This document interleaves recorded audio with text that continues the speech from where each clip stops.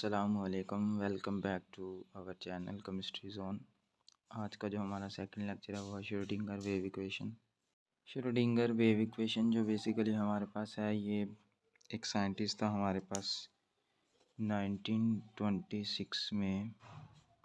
एक साइंटिस्ट था जिसका नाम था एरविन श्रोडिंगर। एरविन श्रोडिंगर एक हमारे पास ऑस्ट्रियन फिजिसिस्ट था। उसने डेवलप किया हमारा जो wave mechanical model of the atom था। श्रोडिंगर ने प्रपोज किया था कि अगर इलेक्ट्रॉन की हमारे पास वेव लाइक नेचर है तो फिर उसको सारे के सारे इक्वेशन ऑफ मोशन फॉलो करने चाहिए। जिस तरह बाकी सारी वेव्स फॉलो करती हैं उस तरह इलेक्ट्रॉन को भी हमारे पास वेव लाइक नेचर की वजह से वो सारे के सारे रूल्स ओबे करने चाहिए। इस सैम्पल आइडिया की बेस पर उसने इक्वेशन ड्राइव की जो कि हमारे पास इलेक्ट्रॉन वेव की जो वेव मोशन है उसको डिस्क्राइब करती थी अलोंग 3 एक्सिस। किसी भी एक्स के अलोंग उसको डिस्क्राइब कर सकती थी, चाहे हमारे पास एक्स हो, चाहे वाई हो, चाहे जी एक्सिस। और इस इक्वेशन को हम श्रोडिंगर वेव इक्वेशन कहते थे। सो बेसिकली हमारे पास जो श्रोडिंगर वेव इक्वेशन है उसकी स्टेटमेंट कुछ इस तरह बनती है: an equation which describes the wave motion of an electron wave along any of the three axes x, y and z axis and is called Schrödinger wave equation। यानी कि ऐसी इक्वेशन है हमारे पास जो हमारे पास वेव मोशन है एक electron के, उसको डिस्क्राइब कर रही है किसी भी एक्सिस के अलोंग एक्स एक्सिस भी हो सकती है, अलोंग वाई एक्सिस भी हो सकती है, अलोंग जी एक्सिस भी हो सकती है। यानी कि सेपरेटली किसी भी एक्सिस के ऊपर उसको डिस्क्राइब कर सकती है। ये जो हमारे पास इक्वेशन है इसको ना ही हम प्रूव कर सकते हैं ना ही डिराइव कर सकते हैं। ये जो हमारे पास श्रोडिंगर वेव इक्वेशन आ रही है इसको ना ही हम प्रूव कर सकते हैं ना ही डिराइव कर सकते हैं। चलें जी, लेट्स सपोज हम क्या करते हैं कि इसको देखते हैं कि हमारे पास किस तरह क्या चीज़ हो रही है। ये जी लेट्स सपोज एक हमारे पास पार्टिकल है पी जो कि एक सर्कल के अंदर रिवॉल्व कर रहा है। ठीक है, एक पार्टिकल पी है हमारे पास जो कि क्या कर रहा है, एक सर्कुलर मोशन जिसको हम सिंपल हार्मोनिक मोशन भी कहते हैं उसके अंदर रिवॉल्व कर रहा है। ठीक है, तो अब ये जो पार्टिकल है ये लेट्स सपोज जी हम क्या करते हैं कि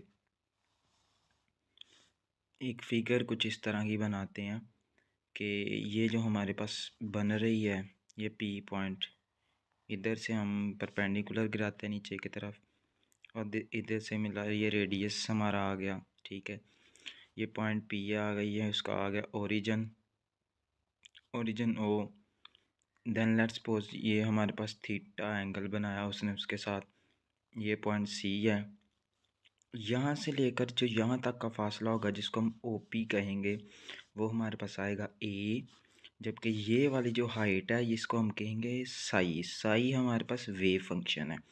वेव फंक्शन का कोई भी हमारे पास फिज़िकल मीनिंग नहीं है, ये वेव फंक्शन है सिंपली हमारे पास साई। तो ये तो हमारे पास हो गई सिंपल हार्मोनिक मोशन।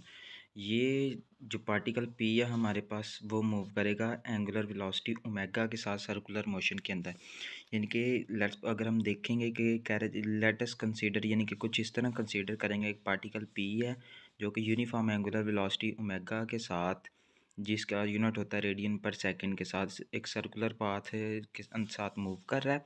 उस सर्कुलर पाथ का रेडियस हमारे पास है ए और वो हमारे पास क्या कर रहा है, सिंपल हार्मोनिक मोशन दिखा रहा है हमें।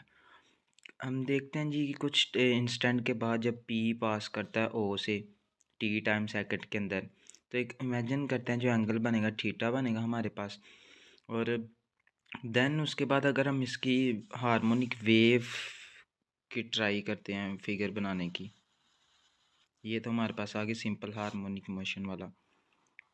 अगर हम हार्मोनिक वेव ट्राई करते हैं इसकी फिगर बनाने की तो वो कुछ इस तरह बनेगी।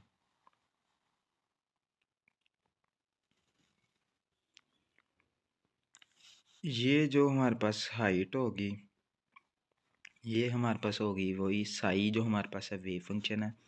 यहाँ से ओरिजिन शुरू होगा और ये आ जाएगा पहला जो हमारे पास रोटेशन है वो पाई बाय ओमेगा, और सेकंड जो फुल रोटेशन आएगी वो 2 पाई बाय ओमेगा, क्योंकि एक पूरी सर्कुलर रोटेशन जो हमारे पास होती है वो 2 पाई बाय ओमेगा जी के इक्वल्स आएगी हमारे पास। यहाँ से लेकर यहाँ तक वो टाइम टी के अंदर पहुँचेगा। अब सिंपल हार्मोनिक मोशन एक बॉडी एग्जीक्यूट कर रही है, तो एक राइट एंगल ट्राइंगल ये हमारे पास अगर हम देखेंगे तो कुछ इस तरह से बन गई है। ये जो हमारे पास राइट एंगल ट्राइंगल बनी है, ये पॉइंट हमारे पास बी आ गया, ये आ गया पी, ये आ गया सी। ये वाला जो रेडियस था लेट्स पर, ये हमारे पास था ए, एंगल बन रहा था थीटा, और यहाँ पे साई हमारे पास जो था वो था हमारा वेव फंक्शन। तो हमने क्या किया, इस ट्रायंगल को एक्सट्रैक्ट करके बाहर निकालिए ताकि हमें समझने में आसानी हो। तो अगर हम साइन थीटा का फार्मूला इस्तेमाल करते हैं तो जो हमारा होता है साइन थीटा वो इज इक्वल्स टू होता है परपेंडिकुलर ओवर हाइपोटेन्यूज, यानी कि परपेंडिकुलर ओवर हाइपोटेन्यूज। परपेंडिकुलर हमारा पी सी है, हाइपोटेन्यूज हमारा जो है वो है हमारा पी बी, यानी कि परपेंडिकुलर आ गया पी सी ओवर हाइपोटेन्यूज आ गया पी बी। तो पी सी की वैल्यू हमारे पास जो गिवन है वो है हमारी साई जो वेव फंक्शन है, जबकि जो हमारे पास पी बी है उसकी वैल्यू गिवन है ए, यानी कि हमारा जो साइन थीटा आया है वो आया है साई ओवर ए, यानी कि जो साइन थीटा की वैल्यू हमारे पास आई है वो आई है साई ओवर ए। अब इधर से हम क्या कर सकते हैं, जो हमारा साइन जो फंक्शन है वेव फंक्शन है इसकी वैल्यू हम निकाल सकते हैं, यानी कि साई इज इक्वल्स टू आएगा ए, इधर मल्टीप्लाई इधर डिवाइड हो रहा है सॉरी, उस तरफ जाके मल्टीप्लाई हो जाएगा। साई इज इक्वल्स टू आ गया ए साइन थीटा, इसको क्वेश्चन नंबर 1 हम कह देते हैं, यानी कि हमारे पास साई की वैल्यू आ गई। अब थीटा है तो थीटा अगर हमने फिजिक्स में पढ़ा होगा तो बेसिक हमारे पास थीटा इज इक्वल्स टू होता है ओमेगा टी के, और ओमेगा हमारे पास होता है 2 पाई। अब फिज़िक्स में हम एफ़ इस्तेमाल करते हैं, केमिस्ट्री में हम एक नई चीज़ न्यू इस्तेमाल करते हैं, ये जो फ्रीक्वेंसी के लिए इस्तेमाल किया जाता है। इट्स मीन्स कि हमारे पास जो अगर ओमेगा की वैल्यू इसके अंदर पुट करेंगे ये आ जाएगा 2 पाई न्यू टी। अब ये जो 2 पाई न्यू टी की वैल्यू आई थी, हम क्या करेंगे, हमारा साई इज इक्वल्स टू आया था ए साइन ऑफ थीटा था सॉरी, तो थीटा ओमेगा टी था, ओमेगा की जगह हमने उसकी वैल्यू पुट की थी 2 पाई न्यू टी, यानी कि हमारे पास जो साई की वैल्यू आई है वो आई है 2 पाई न्यू टी। अब हम क्या करेंगे कि बेसिकली ये जो हमारे पास वैल्यू आई है इसको एक साइड पे रख के थोड़ा सा हम ये जो हमारे पास टाइम है इसके लिए भी हम एक ड्राइव करके चेक कर लेते हैं। तो बेसिकली हमने वेलोसिटी में पढ़ा था rate of change of displacement जो हमारे पास होता है उसको वेलोसिटी कहते हैं, या रेशो होती है। बेसिकली वेलोसिटी हमारी होती है डिस्टेंस ओवर टाइम की, इधर एक्स ही डिस्टेंस होगा। तो अगर इधर से हमने एक्स निकालना है तो एक्स जो सॉरी हमारा जो एक्स जो होगा वो बेसिकली आएगा हमारे पास वी टी के, जबकि अगर हमने टी निकालना है तो टी आ जाएगा हमारा एक्स ओवर वी के।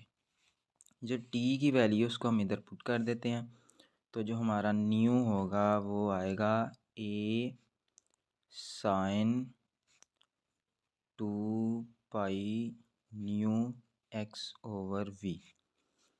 अब एक और चीज़ हमारे पास मौजूद है जिसकी हम वैल्यू पुट कर सकते हैं, वो कौन सी चीज़ है हमारे पास, कि अगर हम देखें न्यू को बेसिकली फ़िज़िक्स में हम फ्रीक्वेंसी कहते हैं।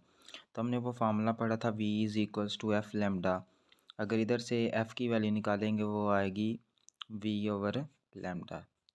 एफ़ को मैंने बताया कि न्यू केमिस्ट्री में पढ़ते हैं, इट मीन्स कि हम फ्रीक्वेंसी या न्यू की जगह क्या लगा सकते हैं, वी ओवर लेमडा लगा सकते हैं। चलें जी पुट कर देते हैं उसके अंदर साई की वैल्यू के अंदर ए साइन 2 पाई, जो हमारे पास ये आई है ये क्या आई है वी ऊपर टी था ओवर लेमडा, और वी वो वाला ये वी से कट गया।